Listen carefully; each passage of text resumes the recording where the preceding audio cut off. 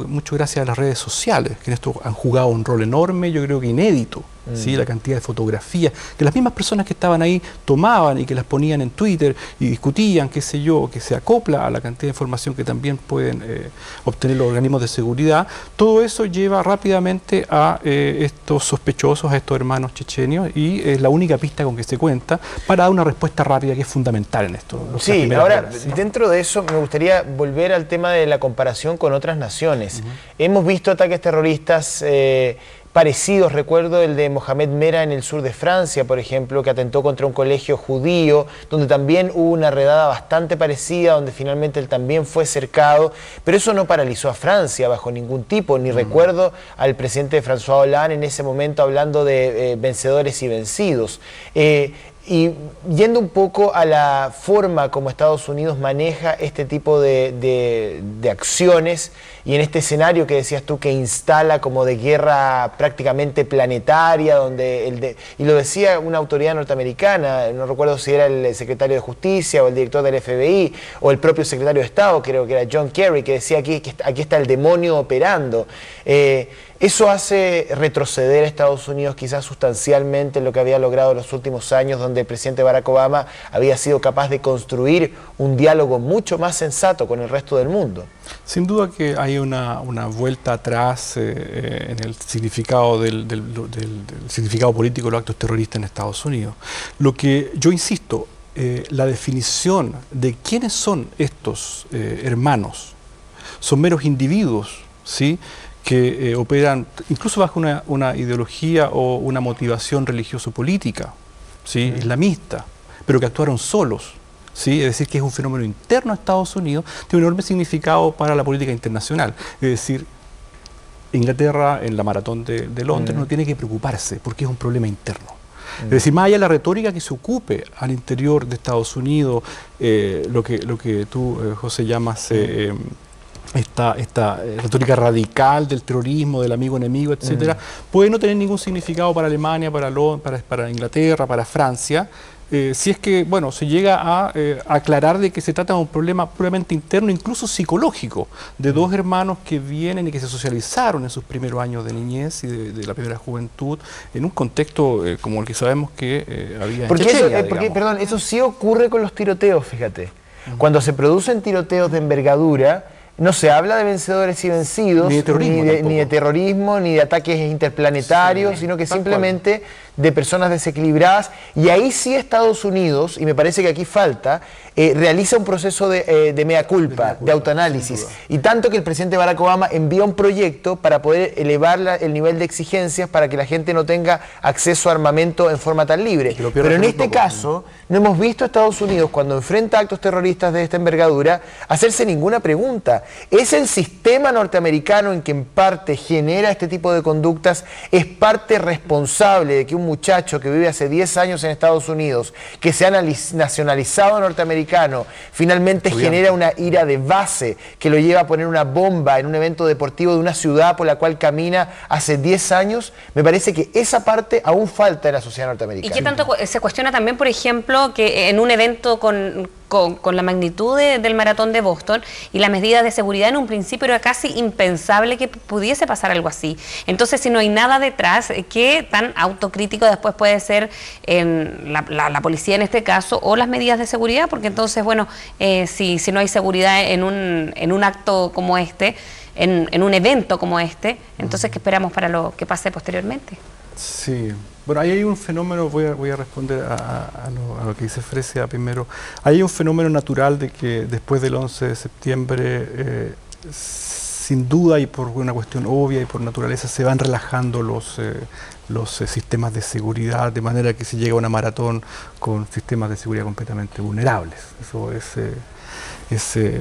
le va a ocurrir siempre y es parte de lo que uno puede llamar la imposibilidad de un gobierno, cualquiera sea él, de evitar estos actos, ¿sí? Frente a ello, sin embargo, tiene que establecerse una retórica de que es posible, de que el gobierno está en una guerra que va a ganar. Es decir, yo lo invito, digamos, al televidente a escuchar esto en términos de una comunicación que no solamente está basada en los hechos, sino que en toda una retórica instalada.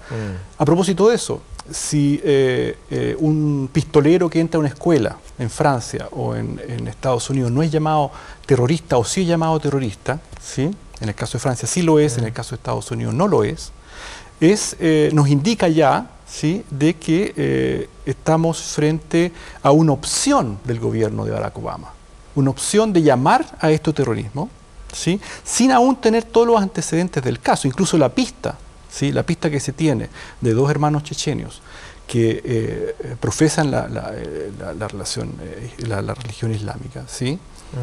No es antecedente aún suficiente para decir que es que esto es terrorismo, ¿sí? Podemos estar perfectamente en algo muy parecido a los pistoleros de Newtown, ¿sí? Es decir, personas que llegan a Estados Unidos en un momento de su juventud, hace 10 años, ¿sí? Y que se llenan de frustración en una sociedad que no conocen, etcétera, etcétera. Pese a que yo tengo la impresión de que estaban bien integrados en la sociedad.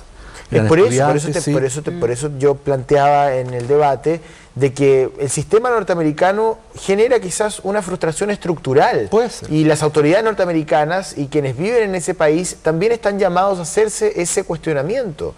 Pero cuando se enfrenta a un acto terrorista y cuando se descubre que quien perpetró este atentado viene de un poquito más allá de las fronteras norteamericanas, inmediatamente se instala la retórica del amigo, el enemigo, del vencedor y los vencidos, de la necesidad de victoria, y queda en un segundo plano, o prácticamente no existe, el cuestionamiento a un sistema que muchas veces genera una ira natural producto de una serie de frustraciones, de una dinámica quizás que es poco humana en muchas instancias, que es individualista al extremo y que finalmente termina haciendo que un ciudadano común y corriente que hace 10 años camina por Boston, es decir, que es un residente más de la ciudad de Boston, porque no son 10 minutos, son 10 años, decide poner una bomba de esas características en una maratón que probablemente conocía muy bien.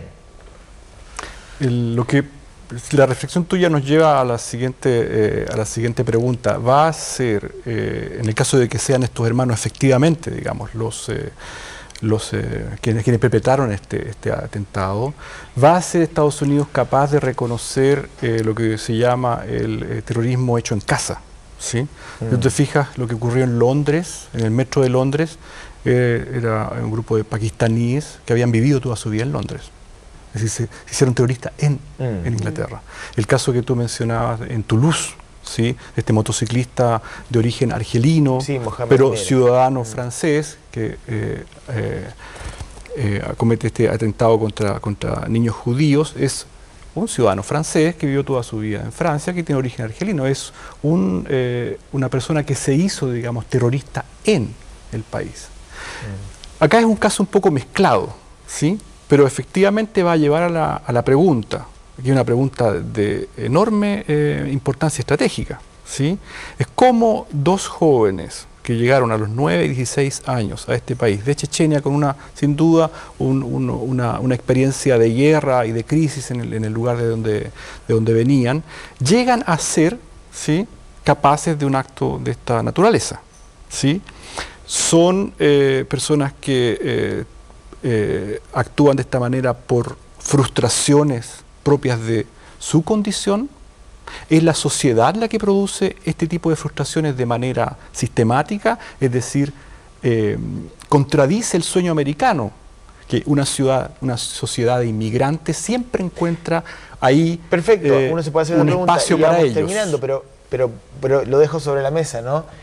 Tú dices, bueno, aquí hay una suerte de análisis respecto de cuán frustrados pueden haber estado estos chicos por haber vivido en una sociedad que no los termina acogiendo a lo largo del tiempo. Pero ¿qué pasa con el atacante de Newtown, con los atacantes de Columbine, con los atacantes de Oklahoma, que no venían de ninguna parte, venían de ahí mismo y también sienten frustración. Claro. Sí, claro. Eso lo dejo yo sobre la mesa, lo dejo planteado, lo dejo planteado. ¿Lo deja planteado? Tremenda pregunta, porque eso ya no es terrorismo, no es calificable como terrorismo, claro. sino que un problema de radicalidad enorme, interno, completamente interno. De la sociedad norteamericana, siempre cuestionada en estos casos. Muchas gracias, Mauro, por haber venido. De nada. Que esté muy bien. Gracias a ustedes. Chao. Y vamos a hacer una pausa en semana 24, ya regresamos, no se vayan.